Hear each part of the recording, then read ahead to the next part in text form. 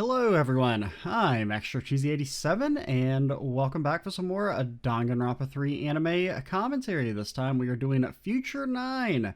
So we'll go ahead and say I attempted to record this video yesterday. I got about 5 minutes in and then my power cut off for like the rest of the day. We had some storms that knocked the power out, and as a result, that video file was completely corrupted. So I can't even like use it at all. So we're just gonna have to start from scratch, and I'm gonna have to pretend to be surprised for like the first 5 minutes of the video, which definitely sucks. But thankfully, it wasn't all the way through. It was only like 5 minutes in, so the entire video won't be completely messed up. So I guess we'll go ahead and get started here in 3, 2, 1, go. Now, one thing that's good about this is we start with like a little recap, which is actually pretty useful because it fills time with stuff that we've technically already seen and not new stuff. Also, because you don't have enough time in the series left to do a recap episode entirely.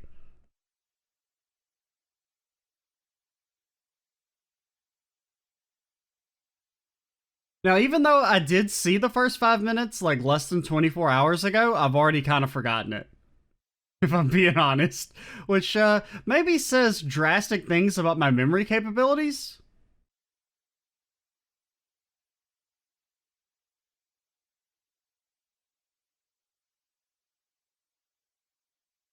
That's still a good insult. I definitely chuckled heartedly last time.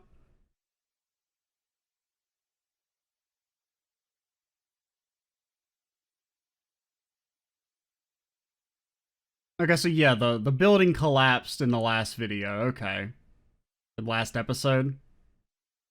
That seems familiar.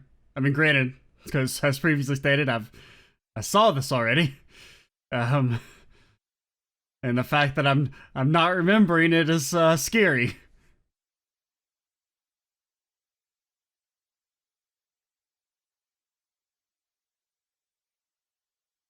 Yeah, and they got anime powers, you know? They're as safe as the plot wants them to be.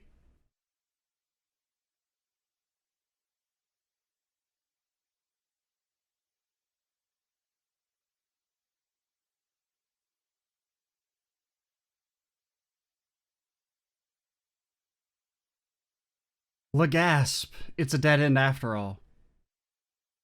We kind of already knew that, though. I pretty much suspected that it was either a dead end or, honestly, I thought it was like gonna shoot out like spikes and kill you or something as like a joke. But you definitely knew it was going to be some sort of trick, basically just to make a pharmacy lady, not pharmacy lady, sweets lady, kill someone for no reason because she's a piece of garbage and very selfish.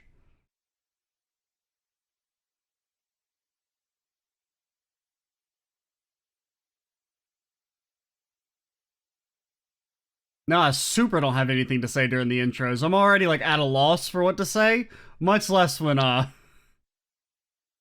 I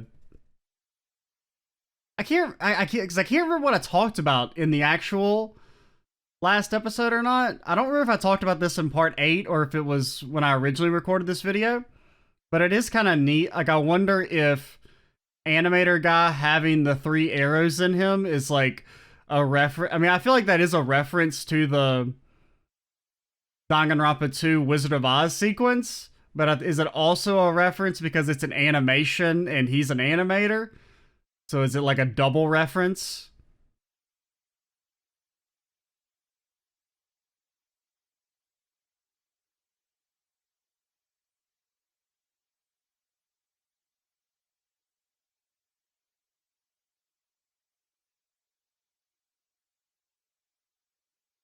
You are my reason to die.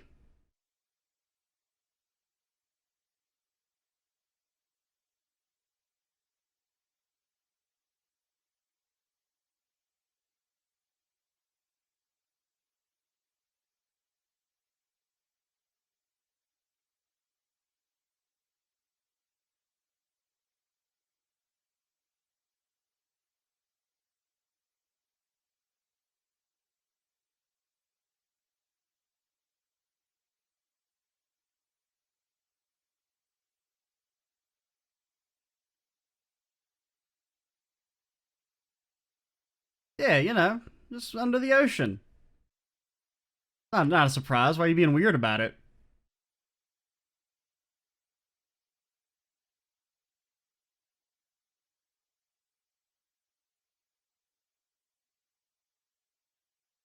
Now, I do kind of like this whole you're in a separate building that looks the same. It actually kind of like surprisingly makes more sense than them being able to like trash the building in like the few hours they're asleep. Now, why they have a second duplicate base underneath is a little weird. I think this is as far as I got. It was like just past here. Because this is pretty neat.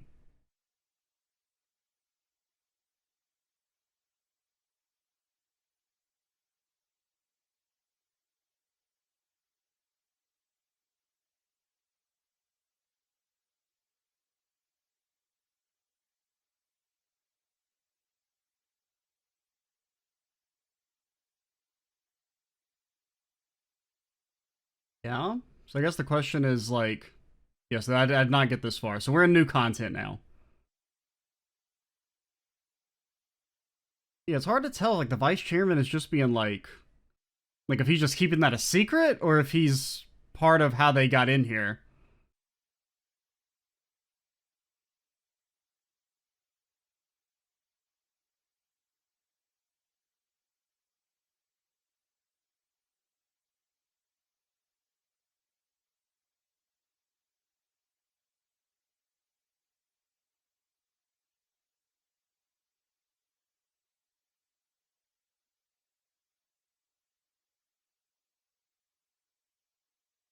Yeah, I don't really like. Is this all just like a big ploy just to kill Makoto? Because he sees them he sees them as such a threat potentially. Like if he were to turn to evil, like I can't really understand if they're trying to say he's the mastermind or what. Because I guess that would explain the dialogue about him sacrificing the girl. It'd be that he killed her to set the tone, or he's willing to kill everyone just to get to Makoto.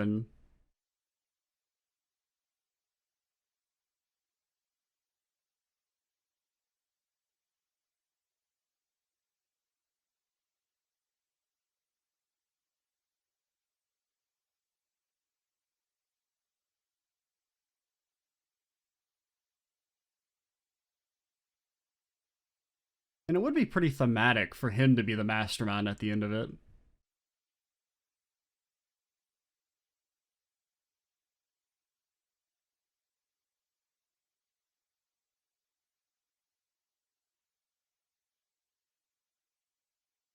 And he doesn't take fall damage.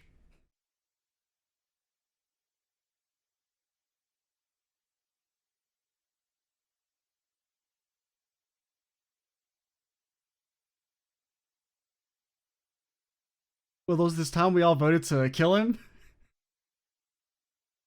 Sorry, I'm just had to keep bringing it up.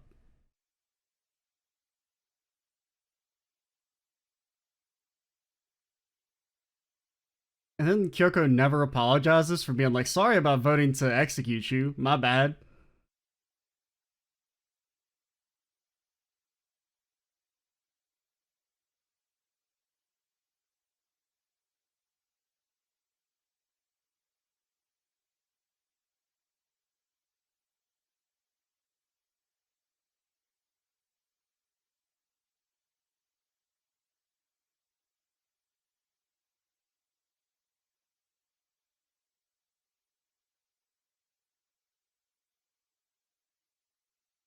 I mean, to be fair, a lot of people have died. It's not really your fault, though.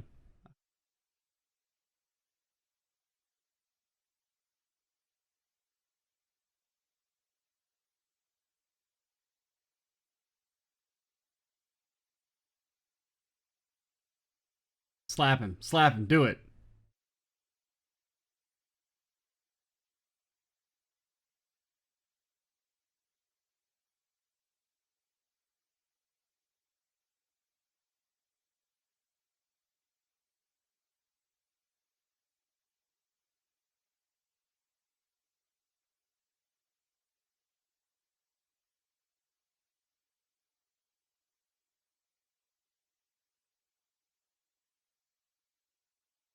This is why I wish there were more scenes where they're all together throughout this.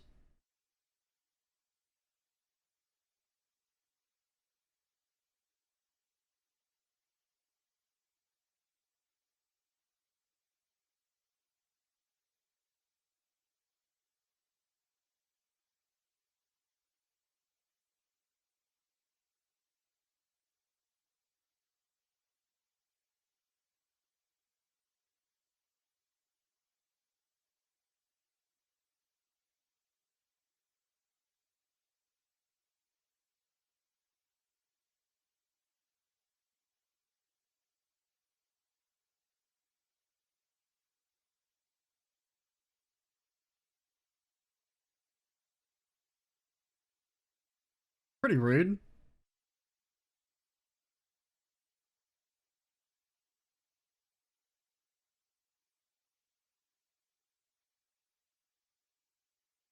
Oh, so he was on board with it from the start too. Then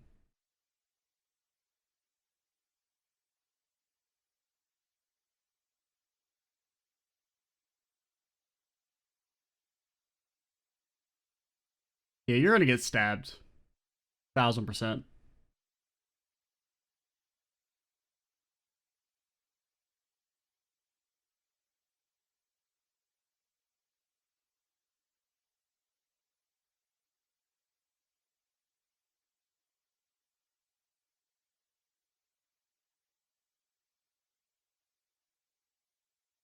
Yeah, this is stabbing music.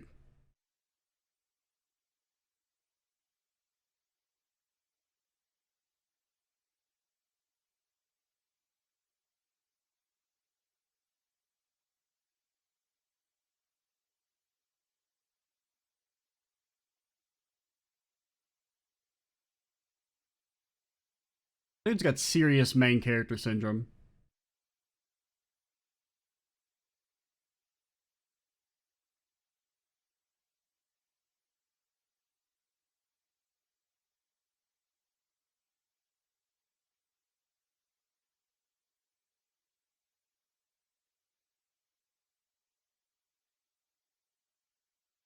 Bro, you're being real weird right now.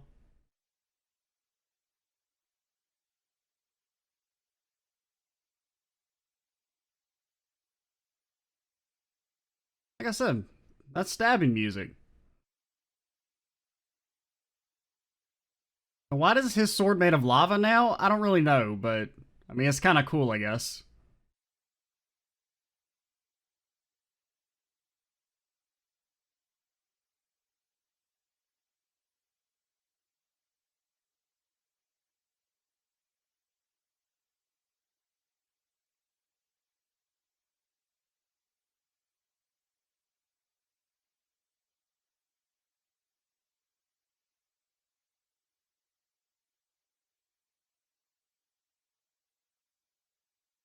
Hmm.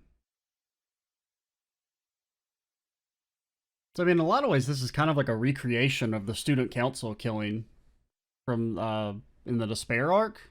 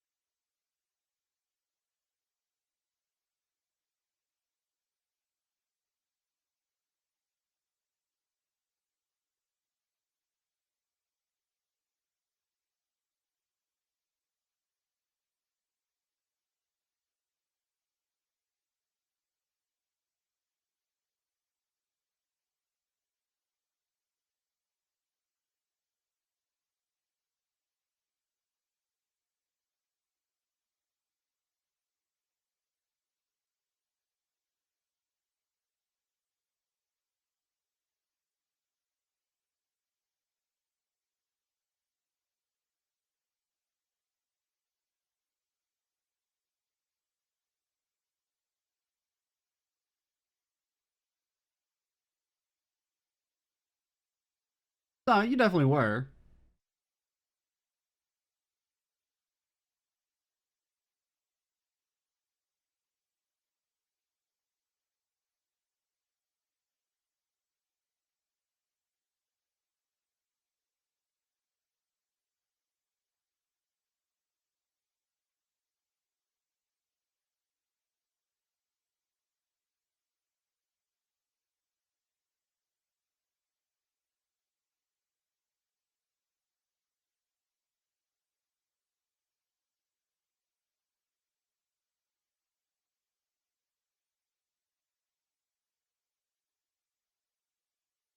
And they're really rubbing in that she's a piece of garbage, aren't they?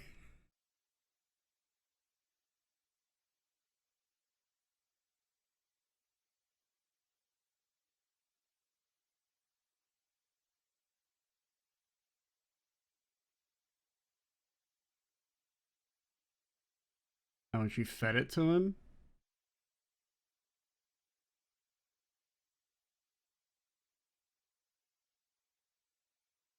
God, what a just irredeemable piece of trash. I mean, God, I respect the student council guy more.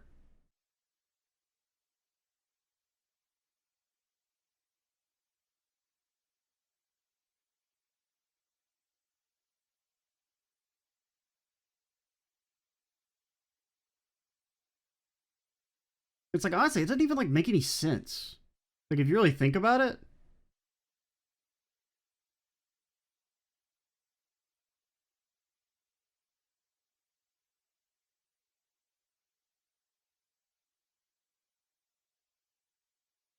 like, you're putting yourself in more danger by getting rid of your protection than you are on, like, the infinitesimally small chance that he's going to betray you.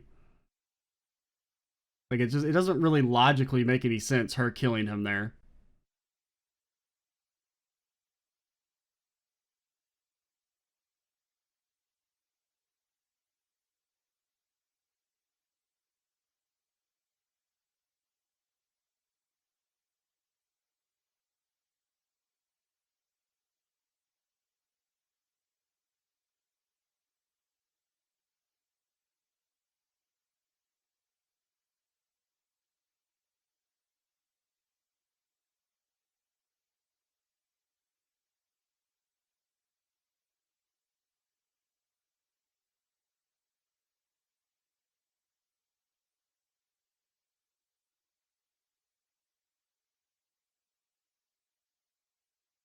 It's like her whole like betrayal complex doesn't make any sense considering everyone just fucking bows down to her. She's got these great, amazing friends, yet she's constantly worried about being betrayed.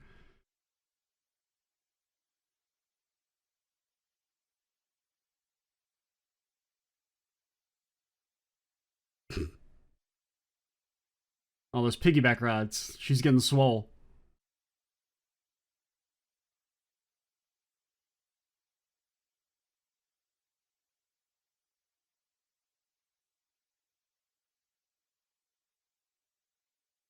And a lava sword. And also, the animator guy may still be evil.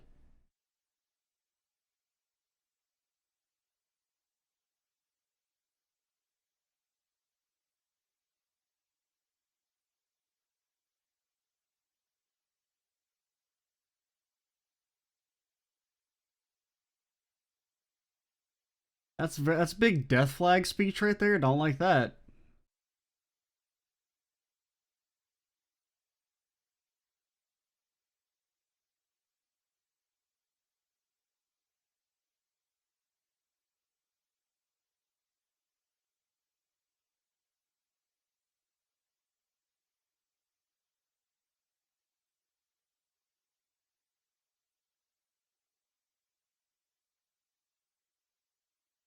Oh man, I feel like they're really setting up a Kyoko death, man.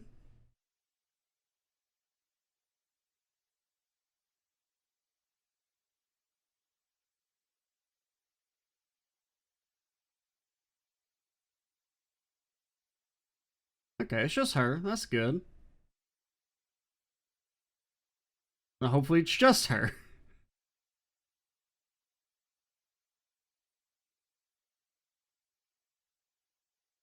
Okay. Uh, uh, Kyoko's face looks kind of red, like the poison thing.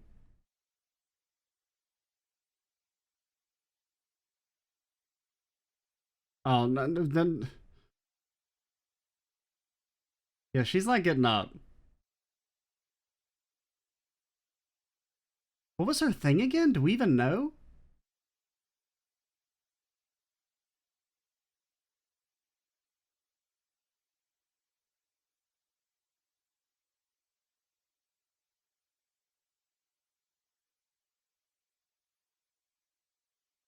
Passing the fourth time limit.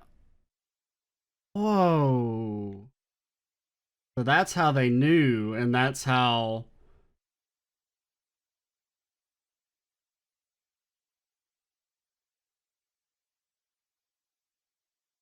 it's Makoto's fault.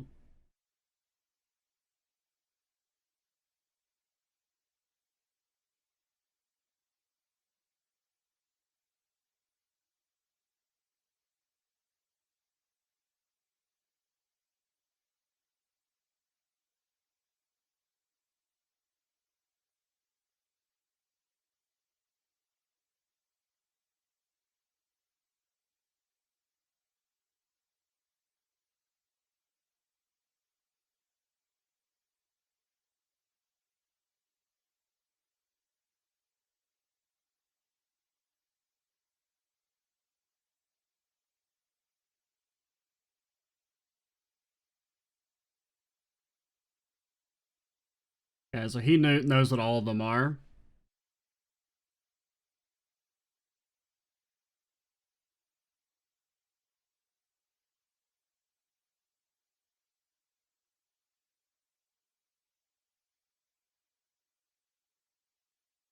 I mean, she died for him.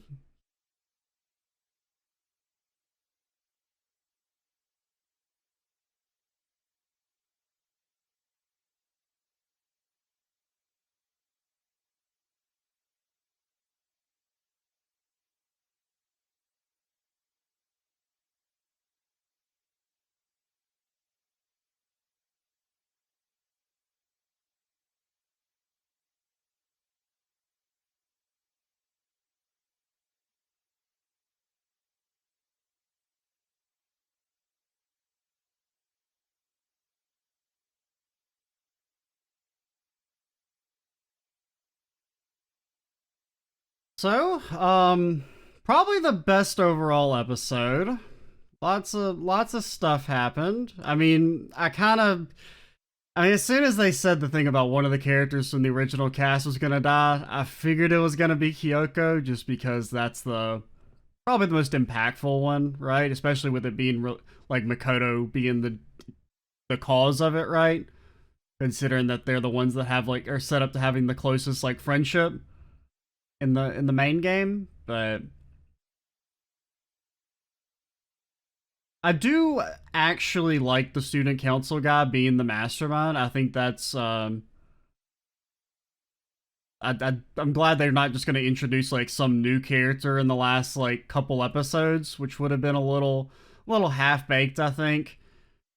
And it is very thematic, right? With like the whole initial idea of Junko's thing was to make people who were like symbols of hope kill each other, and having basically the student council guy who's the alternate symbol of hope try and kill Makoto by any means necessary, even sacrificing his closest friends. Now, I still think that the student council guy's like his logic is bad and doesn't really make that much sense, but or really it's just that like I mean if you want to kill Makoto, just kill Makoto. You don't have to kill all these other people. It just seems a little pointless, but I guess at the same time he wouldn't be able to take over as the new symbol if they knew that he was a murderer, so I guess he has to keep it all secret, but um it's interesting. I feel like he has a better motive for being evil than most of the other characters, where it's that he legitimately sees Makoto as such a threat. Um, because in a way, I mean, I guess the fact that say like Kyoko died for him, right? I mean, that kind of proves that the student council guy's right in a sense. That Makoto's words are so strong that he can convince people to live and die for him. Granted, he's not doing it on purpose, but it's kind of indirectly happening. So he kind of has like the same ability as Junko in the sense, whereas Junko actually actively exploited that. For Makoto, it's kind of just done by accident, but it's I quite like that episode. Probably the best one overall. I'm trying to think. I feel like there was one other thing I wanted to mention. But yeah, definitely it makes sense from like a thematic standpoint. Sucks that Kyoko died. As much as part of me is like, maybe they'll just, finagle out of it, she had some way. I really do hope they commit to it, even though Kyoko's probably my favorite character in the series. I mean, it's either her or Chiake, probably. Um, I don't fully know yet, but like off the top of my head, I mean, they're both like, I mean, Kyoko was my favorite in the first game. Chiake was the one I thought was the best in the second game, but and they're pretty similar-ish characters, right? They kind of fulfill the same archetypes, and they're both probably the most self-sacrificial and like least selfish of the characters of their respective casts, with the exception of like Makoto. Um, Trying to think. But yeah, like I hope they do commit to that just because I don't like fake deaths. Even though obviously, I mean, I would like Kyoko to not be dead. I hope they commit just because fake out deaths are really cheap, I think, from like a storytelling angle. Where it's like you get all the emotional impact of killing a character off, but you don't actually have to commit to it, which just feels kind of lame to me. So I do hope they commit, even though part of me does still, I think there's some doubt over whether or not Kyoko's actually dead, but we'll find out in the coming episodes. I'm Extra Cheesy 87. Stay tuned for the next episode. And bye, guys.